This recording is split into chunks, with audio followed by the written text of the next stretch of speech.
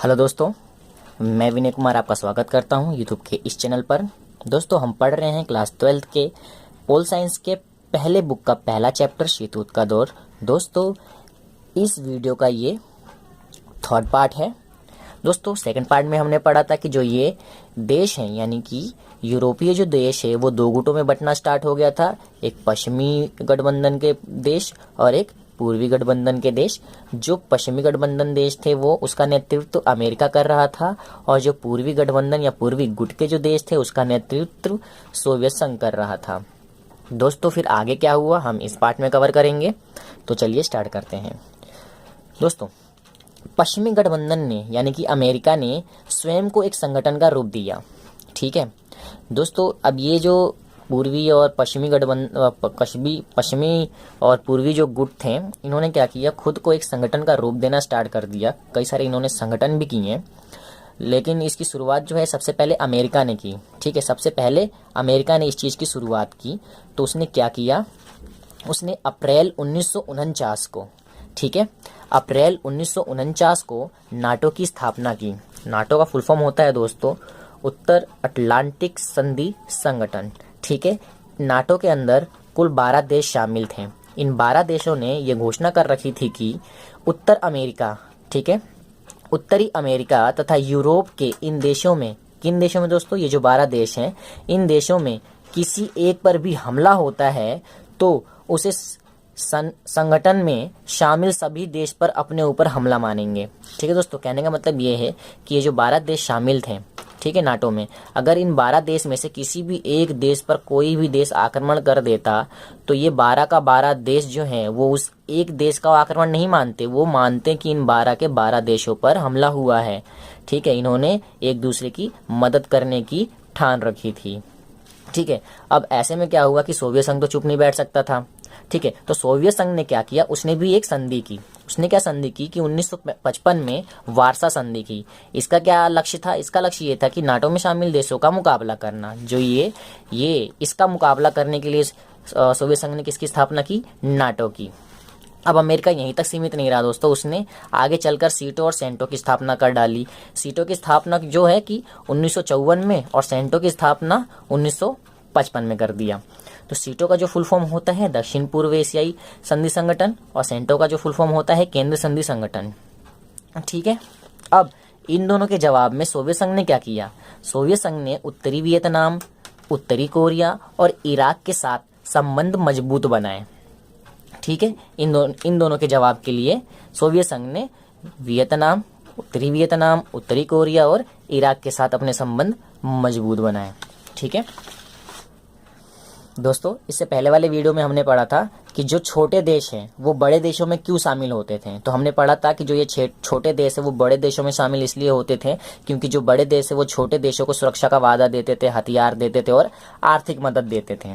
ठीक है, ये बात तो समझ में आती है कि छोटे देश जो है वो बड़े देश में शामिल हो जाते थे, लेकिन ये जो बड़े देश हैं वो छोटे देशों को अपने अंदर शामिल क्यों करते थे। हैं, बड़े देश तो इतने संपन्न देश थे, वो किसी पर भी कुछ भी कर सकते थे, लेकिन उनको अपने अंदर शामिल करने की क्या जरूरत थी, इसकी भी एक महत्वपूर्ण भूमिका है। चलिए हम पढ़ते हैं। छोटे देश निम्न कारणों से महाशक्तियों के बड़े काम के थे। दोस्तों, 4 नंबर का ये प्रश्न पूछ लिया जाता है। ठीक है, छोटे देश निम्न कारणों से महाशक्तियों के बड़े काम के थे। वो 4 पॉइंट क्या है, या मैं यहाँ पे मैंने लिख रखा है।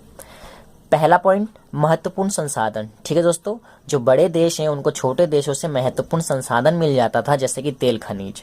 ठीक है, भूक्षेत्र भी मिल जाता था, किस लिए, हथियार, सेना का संचालन करने के लिए। जैसा कि हमने क्यूबा पे देखा था, क्यूबा पर हमने देखा था कि मिसाइलें तैनात कर दिया गया था, सैनिक बल वहाँ पे भेज दिया गया था, वो इसी के लिए, सैनिक ठिकाने के लिए। ठीक है, सैनिक ठिकाने के लिए, किस लिए, ताकि ये जो देश हैं एक दूसरे की वहाँ से जासूसी कर सके। ठीक है, और दोस्तों लास्ट चीज, आर्थिक मदद। दोस्तों, ये जो छोटे देश है वो बड़े देशों के सैनिकों के छोटे मोटे खर्च भी उठा लिया करते थे। ठीक है, तो इन कारणों से जो ये छोटे देश है वो बड़े देशों के लिए भी बहुत जरूरी थे। ठीक है, ये 4 नंबर का प्रश्न पूछ लिया जाता है, तो इसको याद कर लेना। अब हम आते हैं शीतयुद्ध के दायरे। शीतयुद्ध के दायरे आइए पढ़ते हैं। जब हम शीतयुद्ध के दायरों की बात करते हैं तो हमारा आशय ऐसे क्षेत्रों से होता है। ठीक है दोस्तों, जब हम शीत युद्ध के दायरों की बात करते हैं तो हमारा आशय ऐसे क्षेत्रों से होता है जहां विरोधी खेमों में बटे देशों के बीच, ठीक है दोस्तों, विरोधी खेमों में बटे देशों के बीच, यानी कि जो ये विरोधी खेमे कौन कौन से थे, पूर्वी गुट और पश्चिमी गुट, जो इन गुटों में बटे देश थे, जो छोटे मोटे देश थे, उनके बीच में कभी कभी क्या होता था, संकट के अवसर आ जाते थे।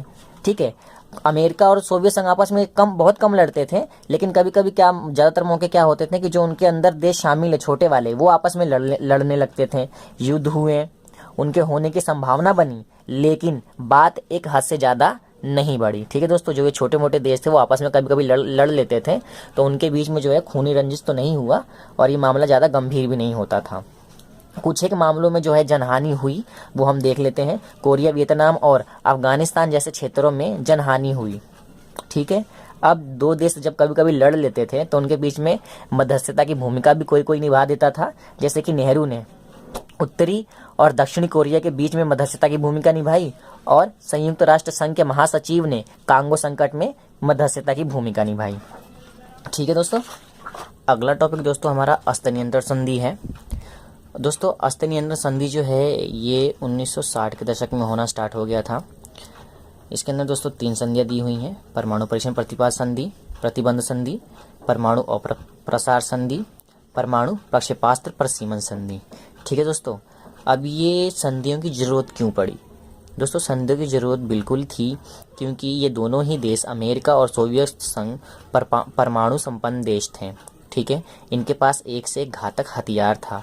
ऐसे में मान लो कि सीमा पर कोई सैनिक बल को नींद आ गया, झपकी आ गई, गलती से कोई बंदूक दब गया, तोप दब गया और दूसरे वाले देश को लग गई, तो ऐसे में जो दूसरा वाला देश है वो तो यही मानेगा ना कि सामने वाले देश ने हम पर आक्रमण कर लिया है। ठीक है, या गलती से ही कोई घटना घट जाती है तो अब ये समझाने कौन जाएगा कि ये गलती से घटना हुई, और मान लो सामने वाला देश बोलता भी ये तो गलती से हो गई, तो सामने वाला यकीन थोड़ी करेगा कि भाई उसने गलती से किया है, नहीं ना।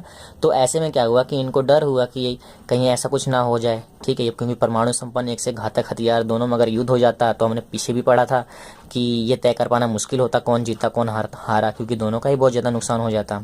ठीक है, तो ऐसे में इन्होंने क्या डिसाइड किया कि हम अस्त्र नियंत्रण संधियाँ करेंगे, जिसमें से उन्होंने ये 1960 के दशक में 3 संधियाँ की: परमाणु परीक्षण प्रतिबंध संधि, परमाणु अप्रसार संधि और परमाणु प्रक्षेपास्त्र संधि। ठीक है दोस्तों, तो आशा करता हूँ आपको ये समझ में आया होगा। तो मिलते हैं नेक्स्ट वीडियो में, तब तक के लिए बाय बाय।